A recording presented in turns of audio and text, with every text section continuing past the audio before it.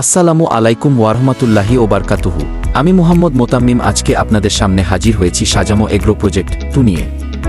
এটা আমার ব্যক্তিগত একটা ছোট উদ্যোগ যেটা আমি চালু করছি কৃষি অফিসের সহযোগিতায়। শুরুতে কিছু ব্যক্তিগত সমস্যার কারণে প্রথম দিকের ভিডিওগুলো করা সম্ভব হয়নি, তবে আমি যতটুকু পেরেছি আপনাদের সামনে তুলে ধরছি। প্রথমে জায়গাটা পরিষ্কার করি, এরপর পিলার তৈরি করে নির্ধারিত জায়গায় বসিয়ে দিই। এরপর টিন ও কাঠ নিয়ে ছাউনি তৈরি করি মিস্ত্রিদের সাহায্যে। এরপর আমি রাজমিস্ত্রির সহায়তায় 4টি হাউস নির্মাণের কাজ শুরু করি। রাজমিস্ত্রি একে একে ইট নিয়ে দেয়াল তৈরি করতে থাকেন, আর আমি ও আমার ছোট ভাই তাকে সিমেন্ট ও ইট সরবরাহ করে সহযোগিতা করি।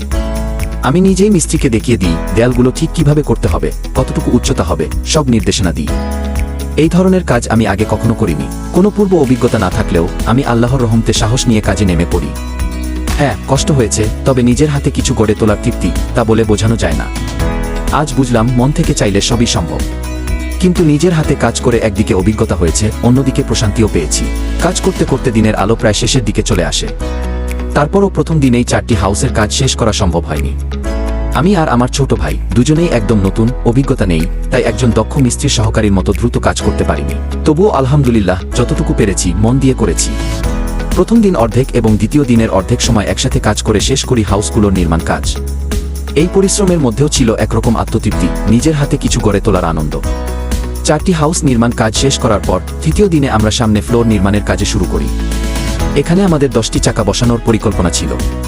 এই কাজটি সহজ ছিল না, আমাকে আর আমার ছোট ভাইকে অনেক পরিশ্রম করতে হয়েছে। একসাথে এত বালি, সিমেন্ট আর কংকর মিশিয়ে কাজ করা ছিল খুবই কষ্টসাধ্য। তবুও আমরা কখনো হাল ছাড়িনি। ধৈর্য ও চেষ্টা নিয়ে শেষ পর্যন্ত ফ্লোর নির্মাণের কাজটি সম্পন্ন করি। আলহামদুলিল্লাহ। সাজামো এগ্রো, এটা আমার পরিশ্রম আর স্বপ্নের একটি ক্ষুদ্র শুরু। এই প্রজেক্টের মাধ্যমে আমি চাই হালাল পথে কিছু করতে, দেশের কৃষি ও খামার ব্যবস্থাকে আরও সুন্দরভাবে গড়ে তুলতে। আপনাদের সবাইকে পাশে চাই, ভালোবাসা ও দোয়ার হাত যেন সবসময় এই পথ চলার সঙ্গী হয়। সাজামো এগ্রো ছোট এক চেষ্টা, কিন্তু বড় একটা ইচ্ছার নাম। আল্লাহর উপর ভরসা করে এগিয়ে যাচ্ছি। আল্লাহ আমাদের সবাইকে কবুল করুন, আমিন।